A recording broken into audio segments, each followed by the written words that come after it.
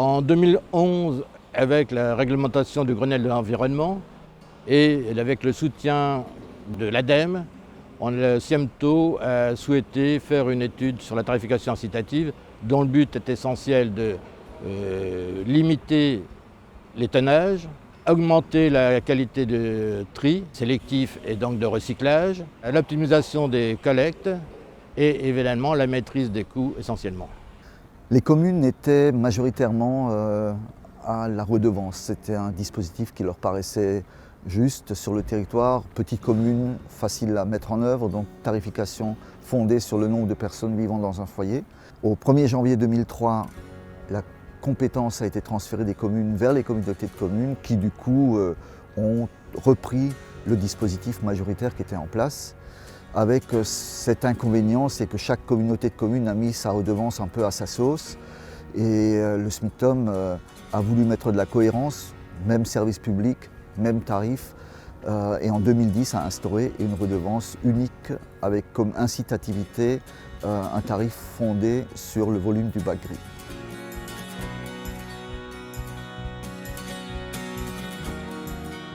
Nous étions assez réticents par rapport au poids, nous voulions passer au volume, ça nous semblait plus simple. Pour nous, ce qui était important, c'est que chaque foyer reçoive une facture dédiée aux déchets, comme elle la reçoit pour son électricité, pour son téléphone, pour son eau par exemple. Nous avons opté pour la taxe d'enlèvement des ordures ménagères avec une partie incitative. Nous sommes un territoire urbain à vocation industrielle. Il nous semblait important pour continuer sur la base des recettes dont nous avions besoin et pour faire attention en termes de solidarité, en particulier aux petits producteurs, de poursuivre par le biais de la taxe d'enlèvement des ordures ménagères avec une partie incitative.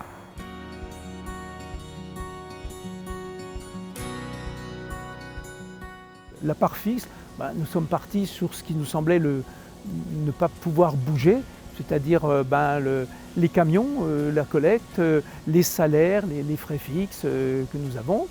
Et puis la part variable est basée sur le volume des conteneurs qu'on a déposés chez les gens, 60, 80, 120 litres, que nous collectons tous les 15 jours. Et cette part variable ne représente au maximum qu'un tiers.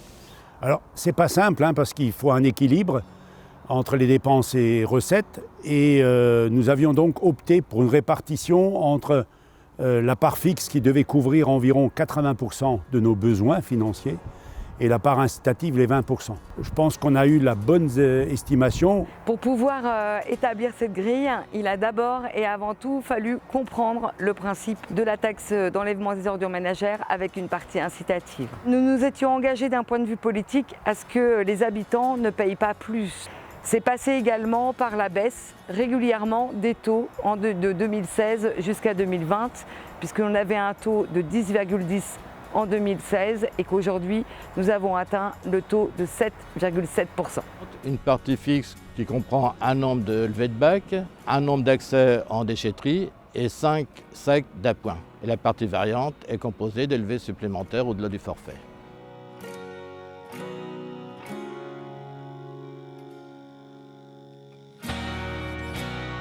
La première communication à mener, c'est auprès des élus. Et ce n'est pas la plus facile. C'est pas la plus facile. Nous avons utilisé la totalité des moyens à notre disposition.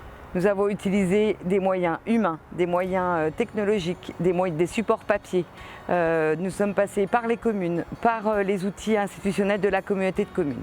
Nous nous sommes appliqués à faire de la communication, pas uniquement au moment du lancement. Nous continuons toujours à informer, à communiquer, à aller au-devant des gens.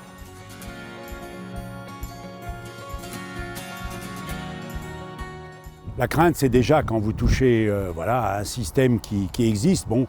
Alors, on a constaté des craintes auprès des usagers qui, à l'origine, avant les réunions publiques, prenaient la tarification incitative comme un nouvel impôt supplémentaire.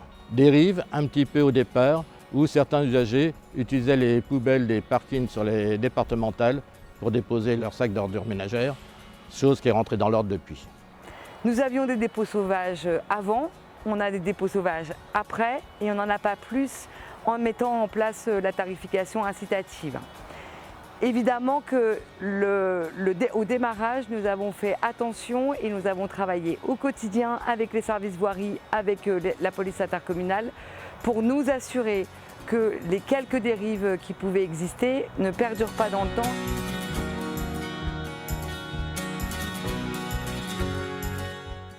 C'est clair, pour que l'opération réussisse, il faut vraiment une conviction forte des élus. La meilleure des façons, c'est de prendre l'attache de collectivités qui ont une longue expérience en la matière pour voir ce qui a bien marché et les points sur lesquels il faut particulièrement veiller.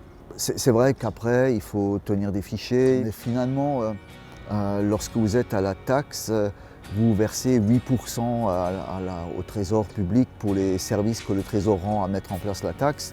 Quand vous mettez en place la redevance, ces 8% ne s'effacent pas. Une partie se retrouve dans la mise en place et la maintenance, si on peut dire, de la redevance. Mais nous n'avons pas constaté de difficultés particulières sur le territoire. Le point d'attention, surtout, c'est la constitution du fichier des usagers, qui est le relais avec le service d'impôt. Il est très important et il faut être très vigilant lorsque les enquêteurs font auprès des usagers cette enquête-là, de bien vérifier que c'est bon. Et notamment un truc très important également, c'est l'invariant qui figure sur les feuilles d'impôt, qui est le relais entre le SIEMTO et les impôts. Nous, de notre côté, ce qui nous aurait peut-être manqué, c'était de faire une facturation à blanc l'année d'avant pour savoir où on va. Nous, on ne s'est pas trompé dans notre grille, ça n'a pas toujours été le cas parce que les élus souvent sous-estiment la réaction des habitants et des foyers. Les élus sont plus en retard, souvent ils ne croient pas assez en leur population. Le diable se cache dans le détail, très souvent, et c'est pour ça qu'il faut aller voir ailleurs sur des toutes petites choses qui peuvent faire basculer d'un côté ou de l'autre une acceptabilité ou pas.